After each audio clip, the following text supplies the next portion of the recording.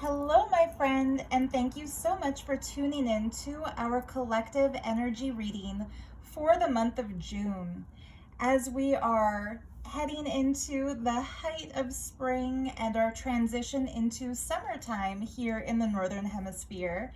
And hello also to those of you in the Southern Hemisphere as you ease from fall into winter.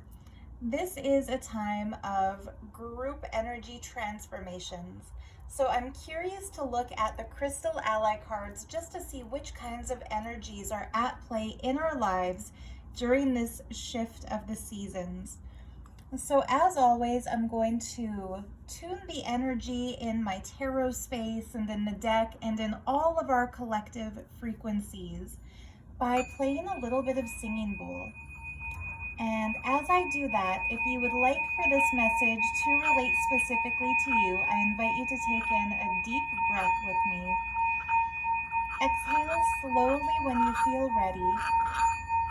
And let's set a group intention that whatever messages come through from the highest space of love and light in a way that will serve our highest good.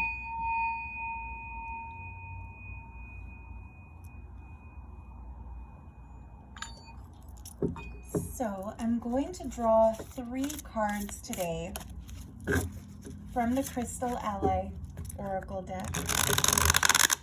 And I'm going to request that these cards relate to the beginning, the middle, and the end of the month of June.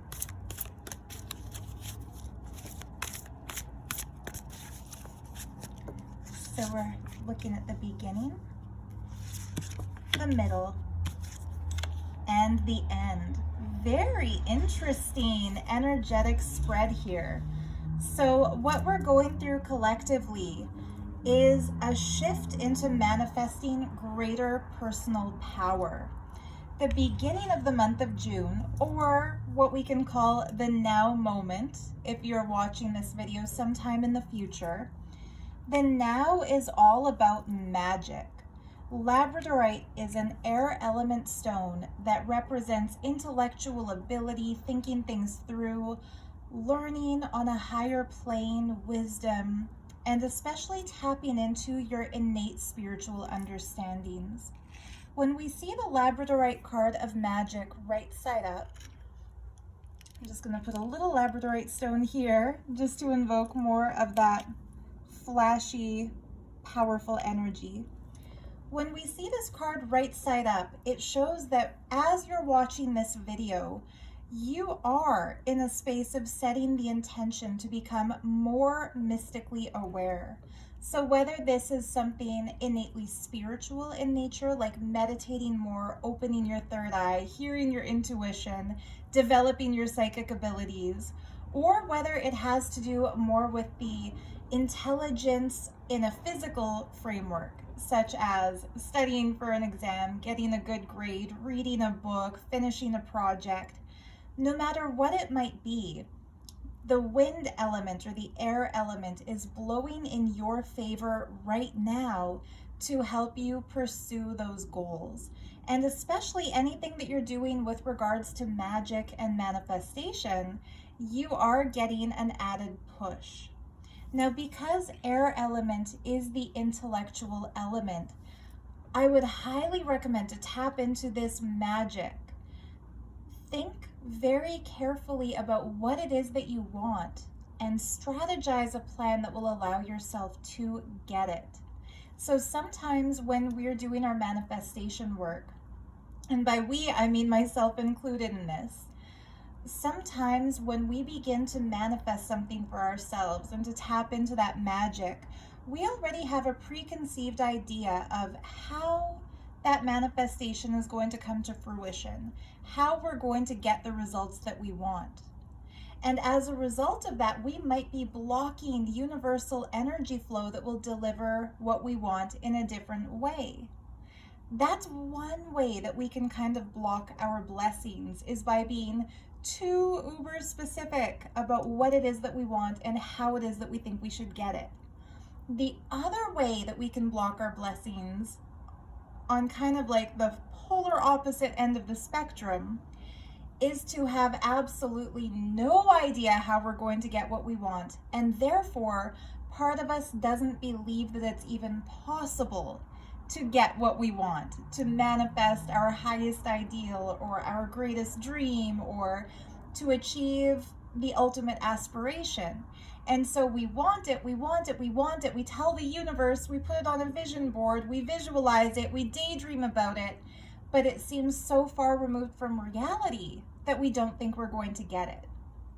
So when it comes to tapping into our innate magic, know yourself. So look at your past manifestation efforts. Look at the times you have attempted to tap into your magic unsuccessfully. Let's start with that as kind of the ground basis for this.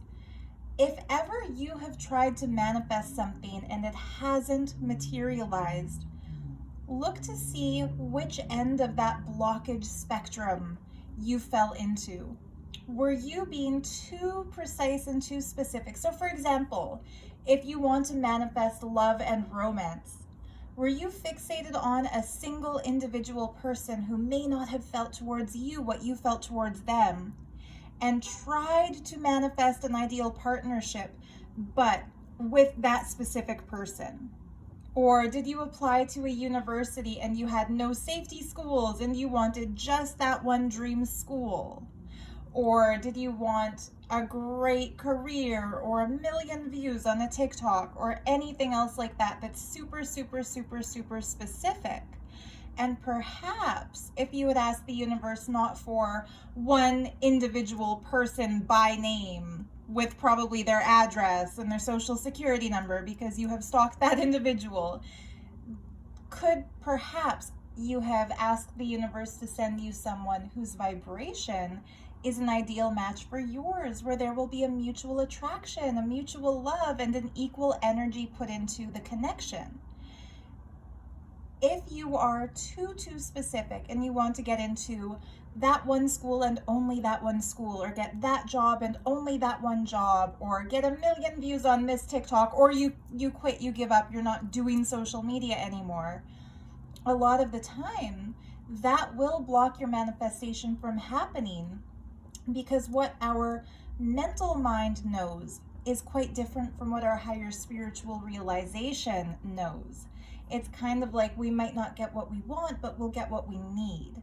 When it comes to tapping into our higher magic, the key is, don't ask for something based on our limited beliefs, understanding, or fantasy of what we think is best for us. Ask for our highest goal, but give the universe a little bit of play space, of creative freedom, so that if, for example, we're asking for one thing and one thing only, but we would also be happy with an alternative, give existence the opportunity to send us that alternative. Don't ask for a specific. Think of what it is about that specific that you want and ask for all of those descriptive factors. So how I would say this would be, if there's one specific individual you want to be with romantically, and you want to be with that individual because they make you feel safe and special when you're with them, or you have so many things in common that, conversation will flow easily, or you really love something that they've achieved and it motivates you to do better, or you are wildly physically attracted to them and that is just overwhelmingly great and you want more of that. Instead of demanding that the universe force that individual to reciprocate, which is impossible, by the way, they have free will as well, name the things, the qualities about that individual that make you so attracted, and ask the universe to bring you a partner with those characteristics who will reciprocate your feeling. That is not compromising on your manifestation. That is giving the universe a framework to work within that will be the most mutually beneficial. The same way, if there's one single university that you want to go to, and you want to go to that university because it has great credentials for the field you want to enter into, or the campus is just stunningly beautiful and looks like it would be a great place to hang out, or you have friends who are going there, or there's a specific instructor or professor who you've heard great things about and you want to be in their class, that's wonderful. Apply to that school, but also search out other schools that have those same qualities and ask the universe to guarantee your admission into the best of the bunch for you. Manifestation isn't like going grocery shopping where you put exactly what you want into your cart. It's more like painting a picture. You have your brushes, you have your paints, you have your canvas. How can you create the greatest masterpiece given what you have on hand?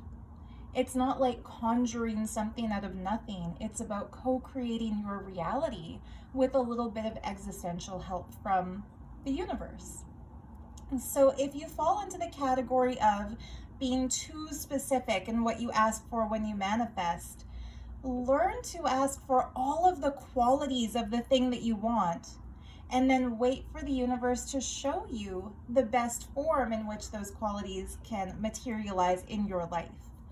If, on the other hand, you're being very, very open, you're not asking for anything specific at all, but you also aren't doing anything on your end towards realizing those manifestation goals, and you don't really believe that you're going to manifest because you're not taking any steps, learn to hone in a little bit more on the specifics. We don't want to be too specific. We also don't want to be too lofty and too vague in what we ask for. There's a really cool saying that I heard years ago along my spiritual path, that when we take one step towards God, and if you don't like the word God, goddess, multiverse, universe, Shiva, Shakti, Quetzalcoatl, whatever word you choose to put to it, Isis, Osiris, if you take one step towards goodness will rush towards you 100 paces to fulfill your desire. It doesn't say if you stand still and wait for existence, existence will rush towards you to bless you. It's that if you take one step, the universe will come the rest of the way. So tapping into your magic means learning how to take that step towards what you want to manifest. Learning to be creative and to give some creative license also to the recipient of your prayers, to your spirit guides, your guardians, your higher self, your angels, your Ishta Devata, your team, God, multiverse, whatever word you put to it. Be open for those manifestations to take the form they are meant to take. Now, it's great to focus on your magic and manifestation at the moment. Mid-month, you might feel a little bit unsteady because we see the grounding card reversed here, represented by smoky quartz. And in this card, you are represented by the crystal pillar, and we see you surrounded by nature, represented by these vines, standing firm, strong, and proud above the planet Earth here. Now, when this card is right side up, it's all about putting down roots, getting secure, being stable, able, and available in life. When it's reversed, it shows feeling a little bit uprooted, like you're not sure the specific place that you're meant to be. You're not sure the specific work you're meant to be doing. You're not sure about the facts in life. That kind of reversal of the card of grounding doesn't mean that your life is about to go into chaos. It means your life is going through a mode of transformation and transition. So be prepared for change. Work that manifestation magic so that whatever change is coming up will be a change for the better. And enjoy the feeling of connecting with the earth element to ease you through this transformation or this transition. As often as you can go outside to hug a tree, put your feet in the grass, sit on a rock and feel as if roots are extending from your lower chakras into the earth, as often as you can go for a hike or do some gardening or just go for a walk in the woods, do it. Being in nature is the most grounding gift that we can give to ourselves. And wonderfully, it's something that we can do for free. So get outside. This is the perfect season to do it for those of us moving from spring into summer. Ground your energy and choose to feel stability regardless of what chaos you perceive as going on in your surroundings. Where that's leading us towards the end of June is a place of greater power, that warrior spirit being activated, and the fire energy of intense creativity being kindled. In this card here, we see you represented by the character standing in warrior pose. She's ready, her leading foot is aimed forward. She has fireballs in the palm of each hand and another fireball right over the navel center, the solar plexus, in Sanskrit called the Manipuraka chakra. When that center is lit up and activated, we are empowered in our leadership capacity. We have the strength of decision making. We never suffer from decision fatigue. We're always ready to choose what's best and to trust our judgment in any given situation. And when the hands are lit up like this, the hands are our innate energy work tools. This means the gift of healing, the gift of doing, the gift of infusing love and light into any action we take. This warrior spirit is not about conflict and violence. This warrior spirit is about overcoming challenges, doing good, shining light in a world that often seems dominated by darkness. If I were to sum up this reading, it would be meditating on the awakening energies and understandings. Feeling a little bit uncertain of what to do with that awakened energy and understanding because the world doesn't seem like a conducive place towards that higher wisdom. But choosing to be strong, empowered, fiery, optimistic, and eager to do what's right for ourselves, regardless of whether or not the world around us is supportive of that higher ideal. And because this card of power represented by Vanadanite is right side up, it means that these endeavors are ultimately destined for success. So June is a month about personal empowerment, personal magic, seeing things in life that no longer serve us slipping away, but figuring out for ourselves how to create a greater, better, more supportive reality. We have the elements of air and the elements of fire on our side. Those are the elements of wisdom and creativity, respectively. The element that we need to bring into a deeper balance is the earth element. So ground ourselves, go into nature, meditate under a tree, hug a tree, smell the flowers, wiggle our fingers in the dirt while watering our plants, and just generally enjoy the outdoors as much as possible. Mother Gaia is here to support all of us awakening that love light warrior spirit, and we've got this. A very beautiful reading. I hope you're excited to enter into the month of June.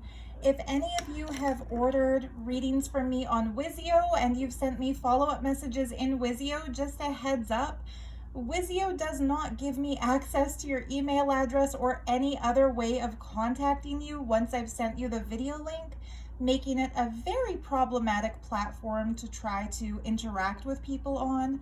So just leave me a message in a comment under this video with a way that I can contact you, or maybe